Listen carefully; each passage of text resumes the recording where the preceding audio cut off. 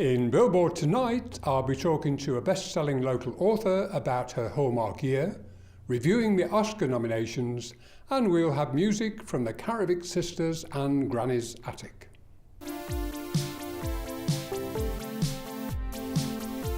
Good evening and welcome to Billboard with me, Ted Stanley, for a roundup of theatre, music, art and literature across the Humber region. The final panto of the season comes to Willoughby Church Hall in March. Tony Barker went to meet Mother Goose. I started doing pantomimes in the late 90s, 2000s, when the chap from the church, Peter Lancaster, he used to write these pantomimes, and he actually gave me my break as a part I'd always wanted to do, which was to be the dame in the pantomime. And then, unfortunately, Peter died and I took over producing in 2006, and I've been producing and directing since then. When do we get to see this Willoughby treat then here? It starts on the 1st of March, Thursday the 1st of March, the 1st, 2nd and 3rd, and there's a matinee on the Saturday, 2:15, evenings at 7:30, and then again the following weekend on the 8th, 9th and 10th. And the money we're raising this time is going towards Macmillan nurses and Parkinson's. Turn and Face the Strange celebrates the whole connection of music legend Mick Ronson. Tony Barker met the show's co-writer, Gary Burnett. It's really trying to explain where he came from, the community and the circumstances that made him the extraordinary person that he was. And I think to a large extent we've managed to do that by interviewing some of his old friends and family, and hearing stories that have never really been told before. There are a lot of cliched biographies of Mick, video biographies. Recent ones, like a very expensive one called Beside Bowie, which must have cost a lot of money to make. But ours was really done on a bit of a shoestring, but has real heart. You know, we've got people who knew and loved Mick, and got really fond memories of working with him in local clubs and playing in bands with him. Turn and Face the Strange is at the Hull Truck Theatre from Wednesday the 21st of February. Dark Winter, a play based on the novel by local crime writer David Mark, is one of the flagship features of the 10th Heads Up Festival in Hull. Festival organiser Joe Hill tells us more. The first one is our amazing show called Ugly Chief, which is one of the Battersea shows we've brought up, and it is Mike Melody and Victoria Melody, his daughter, and it's the true story of Mike being misdiagnosed with a terminal illness and planning his own funeral with his daughter. Luckily, he was misdiagnosed, so they've made a show of it. So we are holding that in Hullminster, which is a brilliant setting. The second one is an amazing children's show called Sponge. It's going to be at the Children's Library, and it's for preschoolers, and it's an immersive theatre experience, all inclusive. Just throw your kids in and enjoy the sponges. It's brilliant. And of course, the third one is Dark Winter, which is at Hull Truck, which we're all excited about. Full details and tickets are available from the festival website. Now, in a special Oscar edition of Film Review, we look at some of the nominations for this year's Academy Awards. This year's Oscar nominations are surrounded by the usual controversy and gossip. Del Toro's The Shape of Water and Spielberg's The Post are both in the running for Best Picture. But first, we look at the directorial debut of Greta Gerwig. Lady Bird is a coming-of-age story that explores the gulf between childhood and adulthood with touching, witty humour. Saoirse Ronan stars as a willful teenager growing up on the wrong side of the tracks in Sacramento. Writers live in the woods. Get into those schools anyway. Mom! You should just go to City College. You know, with your work ethic, just go to City College and then to jail, and then back to City College, and then maybe you'd learn to pull yourself up and not expect everybody to do everything. Lady Bird, is that your given name? Yeah. Why is it in quotes? I gave it to myself. It's given to me by me. Lady Bird always says that she lives on the wrong side of the tracks, but I always thought that that was like a metaphor. But there are actual train tracks. What she did was very baller. It was very anarchist. Put the magazine back! She has a big heart, your mom. She's warm, but she's also kind of scary. You can't be scary and warm. I think you can. Your mom is. So, you're not interested in any Catholic colleges? No way. I want schools like Yale, but not Yale because I probably couldn't get in. You definitely couldn't get in. Steven Spielberg's tense political thriller, The Post, recounts the story of the Pentagon Papers. Although set in the 70s, it's a timely reminder of the need for a vigilant press. Washington Post owner Kay Graham, played by Meryl Streep, competes with the New York Times for an exclusive expose. Not yet. This is a devastating security breach that was leaked out of the Pentagon. The most highly classified documents of the war. The Times has 7,000 pages detailing how the White House has been lying about the Vietnam War for 30 years. The way they lied, those days have to be over. Okay, people are concerned about having a woman in charge of the paper, that she doesn't have the resolve to make the tough choices. Thank you, Arthur, for your frankness. Let's do our jobs. Find those pages. You're talking about exposing years of government secrets. Is that legal? What is it you think we do here for a living, kid? Ben, I might have something. It must be precious cargo. It's just government secrets.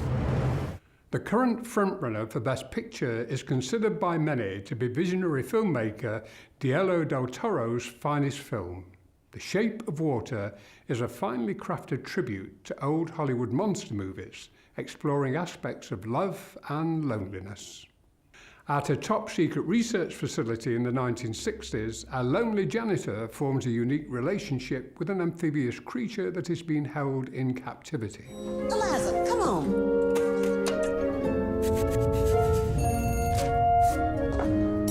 Eliza, hurry, hurry.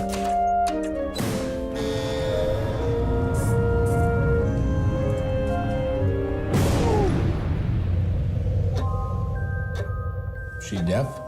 Mute, sir. She can hear you. You clean that lab, you get out. This may very well be the most sensitive asset ever to be housed in this facility. You may think that thing looks human. Stands on two legs, right? But we're created in the Lord's image. You don't think that's what the Lord looks like, do you? This creature is intelligent, capable of language, of understanding emotions.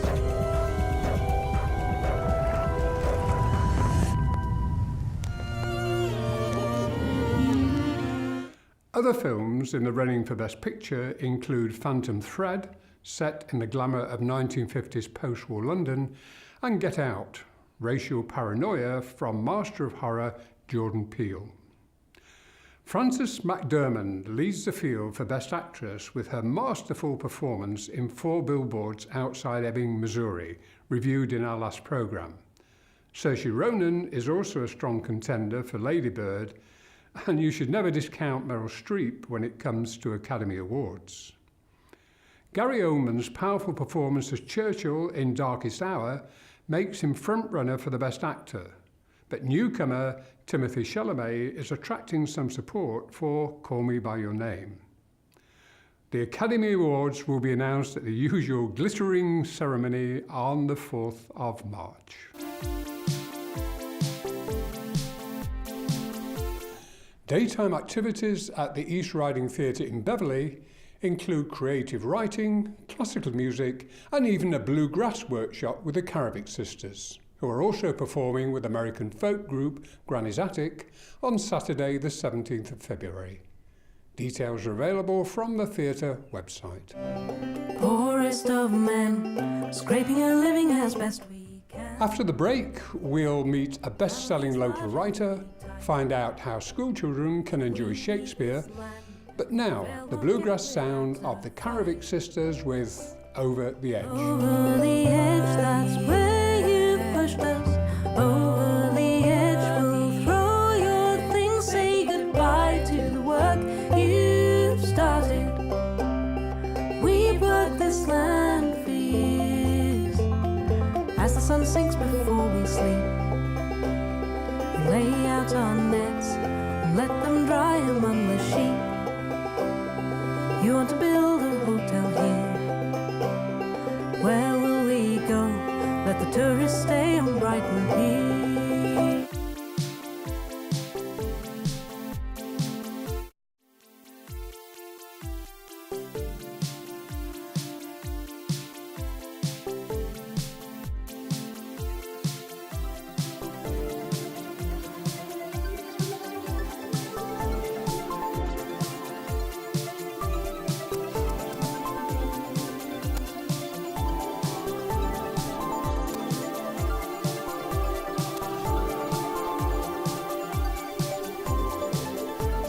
Welcome back to Billboard. Still to come on tonight's show, new book releases with Sarah Hunter Carson and music from Granny's Attic. But first, Yvonne Dumsday tells us about the East Riding Archery Festival. We've got music, one-man show, jazz, you name it, we've got it. The first one is interesting. What sounding one? The thing that came from over there, Gonzo Moose Theatre. That's what's that sort of thing about? It's a comedy. It's a lovely company that I think Artery have used before.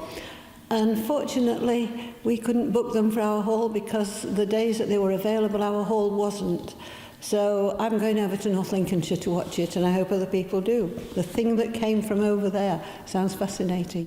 Also in the East Riding, the 21st Annual Art Exhibition opens at the Treasure House in Beverley on the 2nd of March, with over 200 exhibits from local artists.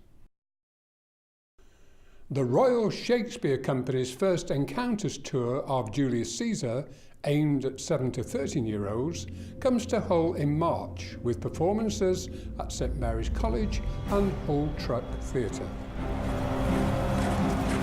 It must be by his death. And for my part, I know no personal cause to spurn at him. But for the general, he would be crowned. How that might change his nature. There's the question.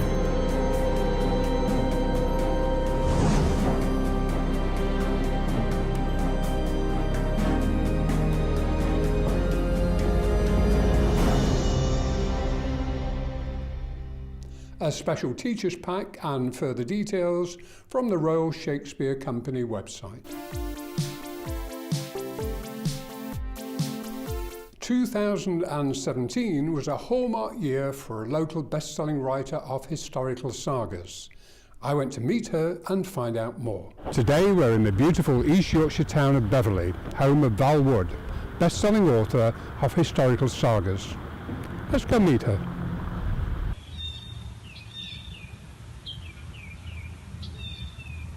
Good, so Val, thank you for coming on Billboard. It's very nice to meet you. Pleasure. When did you first start writing? I've always had a very fertile imagination, even as a child. I was always making up stories in my head. And it just progressed from there, really.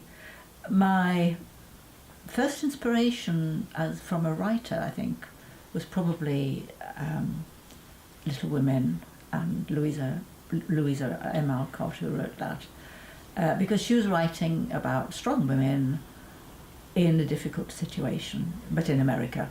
And also, I mean, although you've got to have imagination as a writer, it's also a skill as well, isn't it? It's a skill that you need to learn and develop. It is. It's like any creative craft. You know, you can't knit a jumper unless you know how to cast on. It's something I never did learn. But it's the same kind of thing that you do need to learn your craft. You need how to learn, you have to read, to write grammatically, you have to say what you mean without meandering all over the place, which is what we all do. And that was time well invested, because of course your debut novel won the Catherine Cookson Prize. It did win. That's right, and that was another most amazing thing, that it was actually my first novel ever. You know, not an attempt at a novel, but a first novel ever. And well, from then on, of course, I've never stopped. I mean, another hallmark year in your life, it was 2017. Last year. So much happened. Yes. How did it feel getting your doctorate from well, that was another most amazing occasion. Incredible, because I hadn't had a very good education as a child. I had gone on later as a mature student to take my O and A levels. But to actually get an honorary doctor of the university, and because of my dedication to literature. So, A Mother's Choice, this is your latest book? It is, yes. And that's due out... it's out now in hardback, and it's out in paperback on the 8th of February. That's great. So Val, thanks for joining us today. It's been lovely to meet you. Good luck with your novel that's out now, and we'll look forward to seeing your new novel when it's out later this year. Probably November, I would think. November. That's generally the time. Right. Yes. Thank you very November much. Again is a very busy time of the year. Now, with her choice of new book releases, here's Sarah Hunter Carson.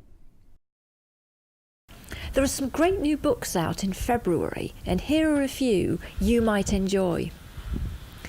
Would you rather love the more and suffer the more, or love the less and suffer the less? This is the question posed by Julian Barnes in The Only Story, a skillful and moving exploration of the truth of love and what it means to us as we move through life, and also a profound meditation upon human nature. Frankenstein has long been one of my favourite books, so I was very interested to learn of a new biography of its young author. In Search of Mary Shelley, the girl who wrote Frankenstein by Fiona Sampson, takes us on a fascinating journey into the life and times of the young Mary and her circle. Her extraordinary life, rich in drama and tragedy, is skillfully brought to life here by an insightful author who has evidently done a painstaking amount of research. Now, if you enjoy a good espionage thriller, here is the real thing. M, Maxwell Knight, MI5's greatest spy master, is a gripping biography of the man considered to be the inspiration for M in the James Bond series. A fascinating exploration of the world of spies, showing that the truth is often indeed stranger than fiction. The Mermaid and Mrs. Hancock by Imogen Hermes Gower is an interesting and enjoyable novel set in Georgian London. Part historical novel, part fantasy, this is an intriguing book which will stimulate the imagination. Time now for Box Office with a roundup of what's on where you are.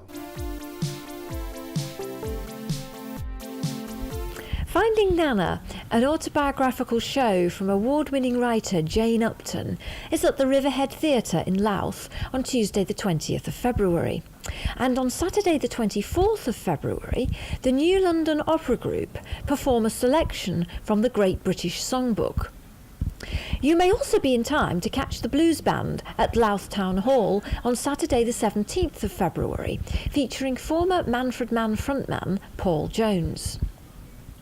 The Grimsby Auditorium features some of Adele's favourite songs in the Someone Like You tribute on Friday the 2nd of March.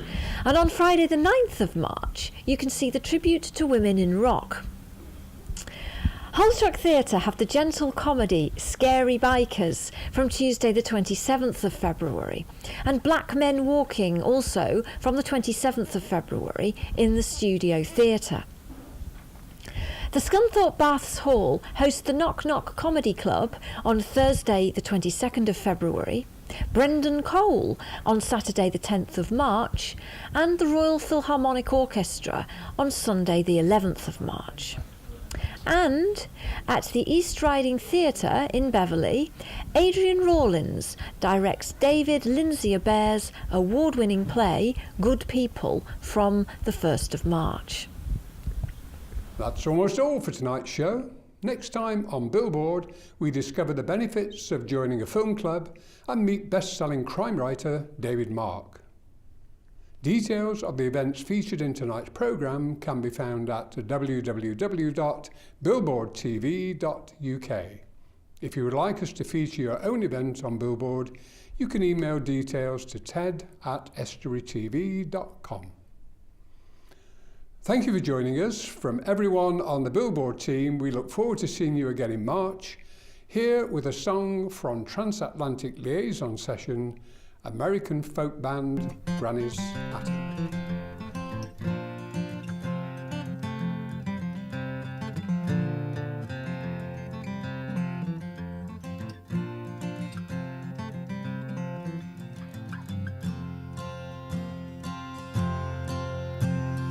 Early one morning, the family arose, all alone in the lonely morning, and off to the shoemaker's store she goes for a kiss in the morning early. Cobbler he rose, and he soon lets her in, all alone in the lonely morning, and he had the will to greet her so slim with a kiss in the morning.